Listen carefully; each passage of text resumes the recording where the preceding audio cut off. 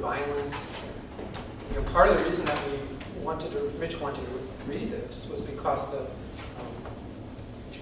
people in the training program are reading this story, this material. So the training program is really active right now. I'm not as involved in it as Roger, Chris, and Dustin, but there's a lot of ways people are dealing with their violence and working out a lot of stuff. So it might be really resonant for folks in the training program too. Hi, my name is Pedro.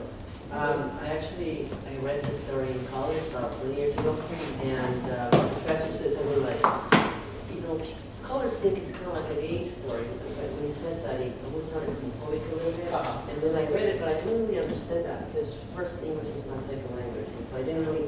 But then actually I read it before I came here, and I connected to it in a very kind of magical way. Not magical in the sense that it's magic, but just gay. It was just this nice connection. I almost could see it as I was reading it, and it was nice. And I come here and I almost feel hope when I hear some of the things he said.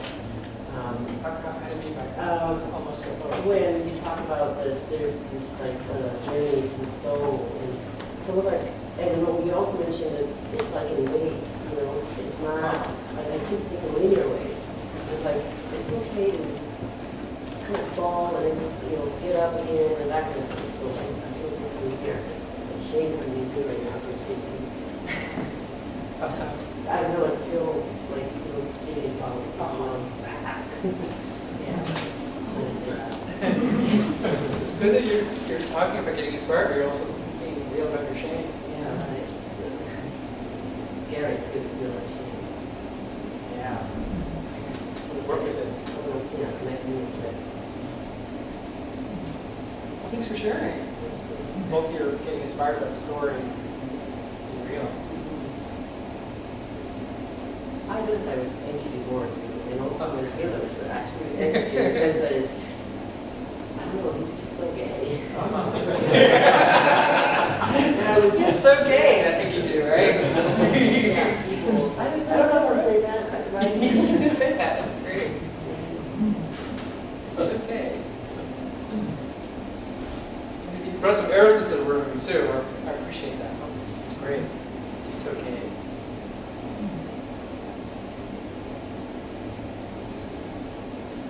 Anything else?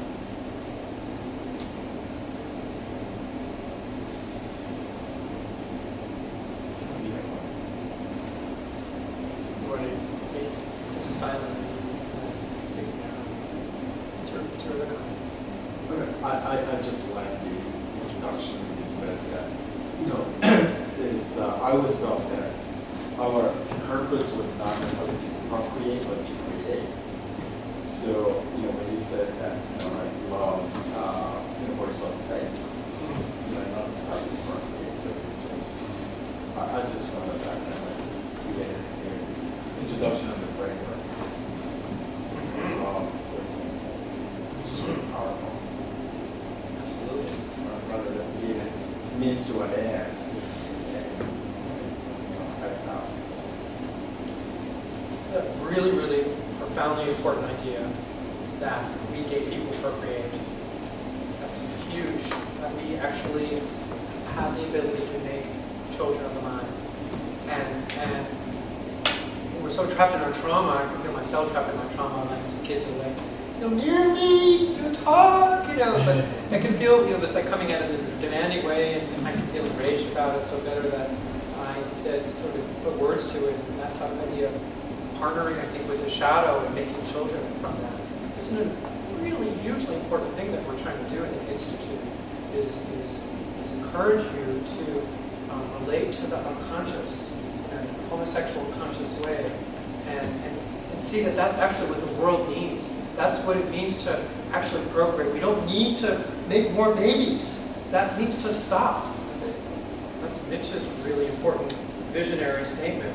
And we're so caught in our trauma, but it's really important to imagine if we work with it, that we're in our trauma right now, that we can imagine that there's something that can be produced. Yeah, I'm feeling like really overwhelmed by the story. My name is Philip, and maybe this goes to the theme that you started out with, how when we have moments of gay love, or when it starts coming in, it brings up the opposite, or brings up all kinds of trauma and stuff, because it's just like, it's so huge, that story, so deep, spiritual, that I just want to like sit here quietly in my own, give it my own sort of, I can never, approximate anything near all of that. It's too hard for me. So rather than letting myself sort of sink into that place of despair, or I'm trying to like speak up about it and say it's an amazing sort of vision, a gay spiritual vision. And I have to also partner my intense sort of Christianity I grew up with. When I started talking about spiritual religious visions, I'm afraid, I'm going to sort of get going in that direction too much. But it is a very gay, sort of like a way to be religiously gay, gaily religious. This whole story holds up a systematized vision almost, I would say, of how it all works. It's very humane, and unlike the Christian tradition I grew up with. So that gives me hope and something to live by in terms of a spiritual vision. But it also just feels so difficult where just to get started. Well, how was that for you to start? You sounded first a little hopeless, and as you started talking, something seemed to change. Yeah, I'm trying to go with both parts of the experience, because I have there's the one part which was there's moments, I felt tears in my eyes, it was so beautiful. There's moments I felt connected to you, I felt that your inspiration as you read it, which has been hard for me through the years of my relationship with you to really feel connected with you, but there were like moments, the way you read it was so beautiful. Yeah, I felt really connected to it. Like maybe our connection and be present with gay love. The first naming your trauma, trying to talk about how difficult the trauma is to work with. Yeah, I can. It's hard for me to talk about it without getting really sad. And then underneath the sadness, there's rage and anger too. Wow. Fuck this. Why does it have to be so sad, so hard? Right on.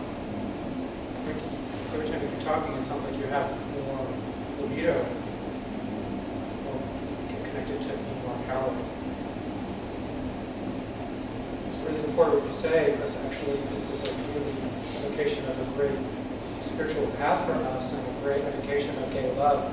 When I read it the first time, I was melting. I was melting even when I was reading it to you guys. So it's can provoke a lot of inferiority. That's why people are quiet too, because they're actually probably struggling to deal with it inferiority. And they even can deal with it. When you're giving a voice.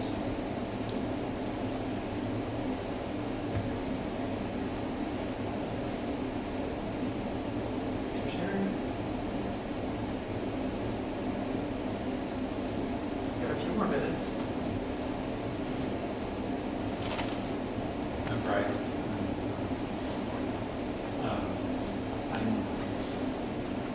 I was wondering what I was feeling. I felt disconnected, and I really didn't like what I was feeling. Just a lot of it was envy, like a murderous envy of Mitch, and stimulated by, well, the result of my childhood, but stimulated by how beautiful the images and the vision is. And so that was, but I didn't like my envy, so I was like, felt really paralyzed, like I didn't want to speak up, but I actually wanted to speak up. I'm worried that I'm going to be violent, or it's going to come out some violent thing, but I'm really curious about I really liked when you shared that story of Mitch telling you about Gilgamesh over the phone, in your first session you talked about Gilgamesh. I was curious about that, what he said, and what that was like for you, and why you talked about Gilgamesh the first time you talked to him on the phone.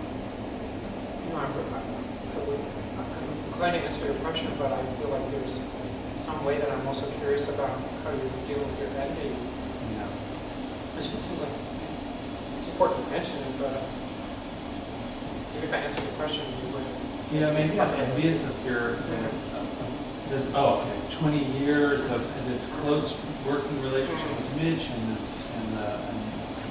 they're just so beautiful. And he shared that you had this first, an envy of him, that he had a sense of self to know how to relate to you in a gay way, a loving way. So I think it's like me wanting to be in that story as a way of taking it or something, because it's so much, it seems like there's so much gay love there. Tons of shame right now. Appreciate you sharing that. I wonder if there's something that I did to provoke envy. My narcissism can be violent. Maybe it evokes some complex or.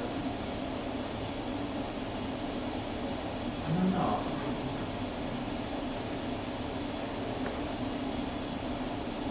That sounds like your toxic shame. Well, maybe that's my toxic shame too.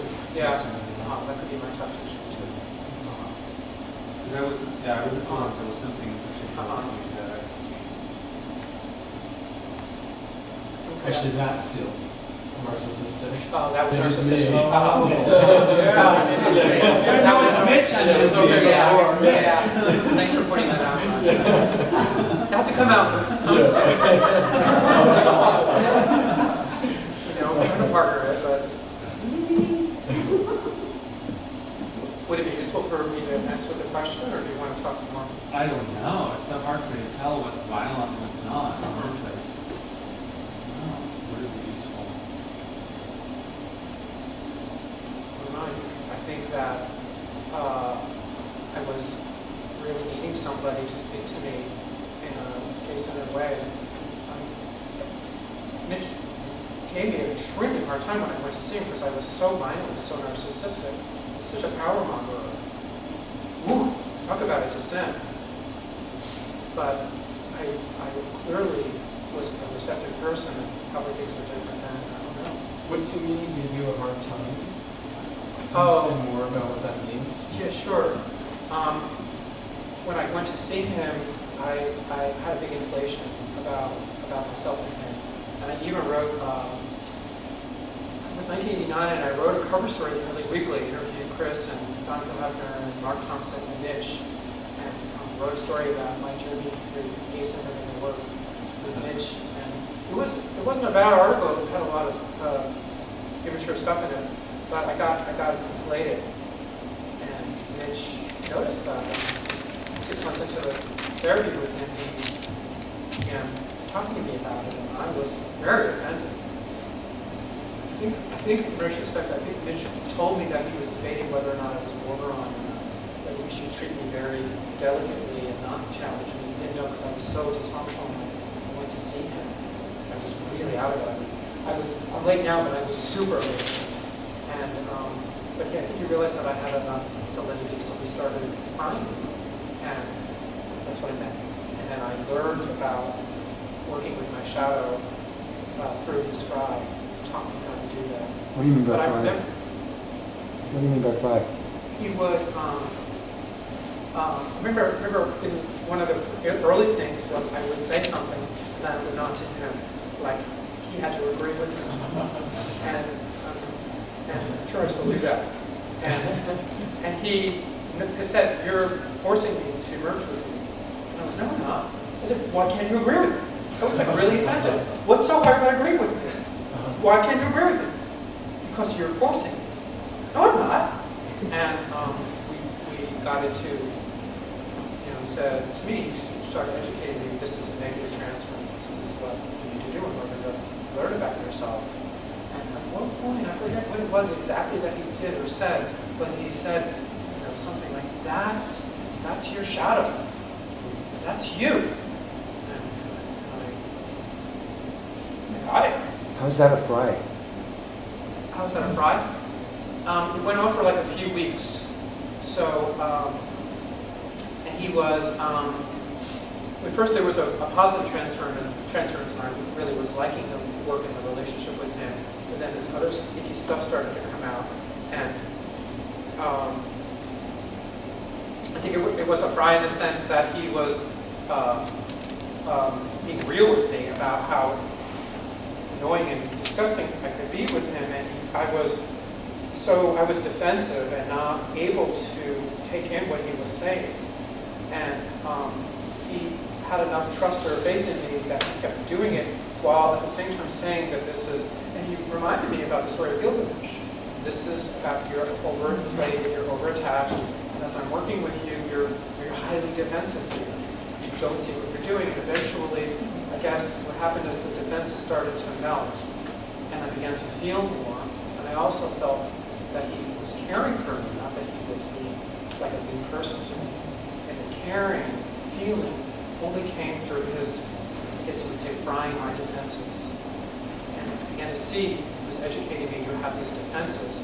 They protected you when you were little, but they're not helping you right now. This is why you're fat. This is why you can't write. This is why you're threatening to walk out on therapy.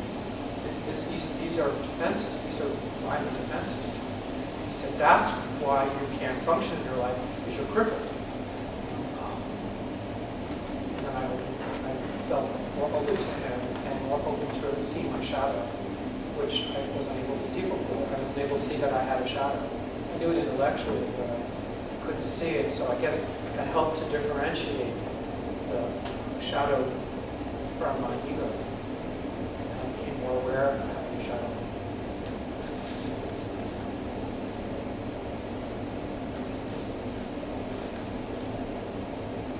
It's interesting. Thank you for asking. It was interesting to remember. Roger started it. Roger started it. Thank you too, Roger. I think we're pretty much out of time. Okay, we're pretty much out of time. Well, thank you very much for coming and hearing the story. I appreciate it reading it.